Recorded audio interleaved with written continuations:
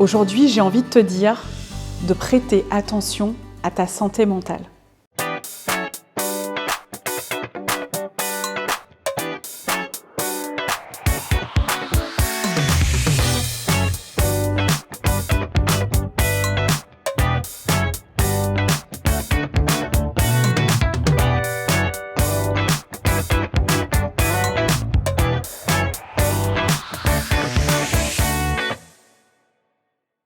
Bien souvent, on associe santé mentale et maladie mentale.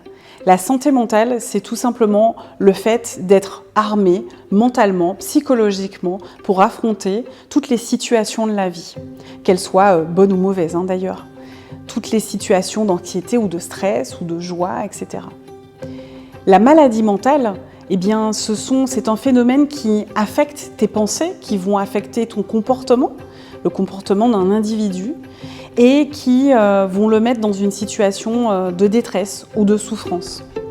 La dépression fait partie des maladies mentales, tout comme la schizophrénie ou bien d'autres. Alors je ne suis pas médecin, mais tout ce que je sais, c'est que tout au long de ta vie, tout au long de notre vie, nous avons intérêt à prendre soin de notre santé mentale et surtout à la regarder, à ne pas avoir peur de prononcer ces deux mots, santé mentale, de faire en sorte de trouver un équilibre mental, affectif de son environnement et de son entourage pour pouvoir avancer plus ou moins sereinement dans la vie. Mais il ne faut pas avoir peur non plus de parler de maladie mentale et notamment de dépression. On peut être affecté de dépression.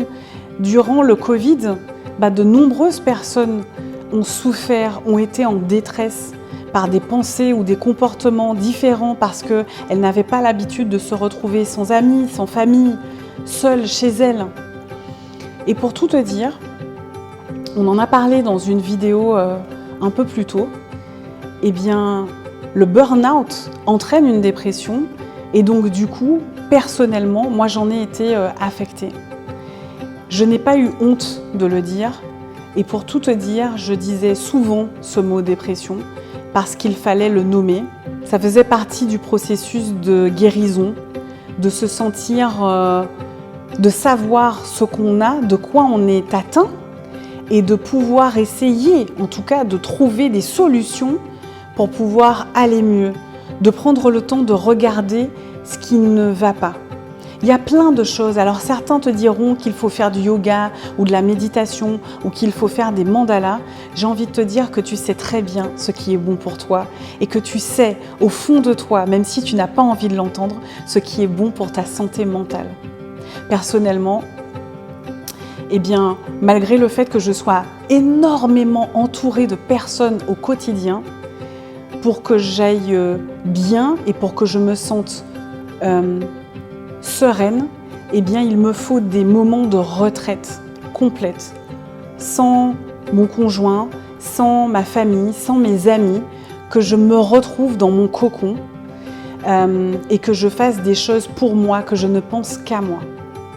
Alors il y a plein de choses, tu pourras échanger avec ton médecin si tu le veux au sujet de la santé mentale, mais je t'invite à prendre le temps de regarder et de discuter avec toi-même pour trouver les solutions qui te permettront d'avancer dans la vie le plus sereinement que possible. Et si demain, tu te retrouves dans une situation de dépression ou de maladie mentale autre, écoute, je pense qu'il y a des solutions, que tu ne seras pas seul et que si tu arrives à affronter et à le regarder, à ouvrir ce livre, à prendre le temps de le regarder, que tu pourras aussi avancer sereinement.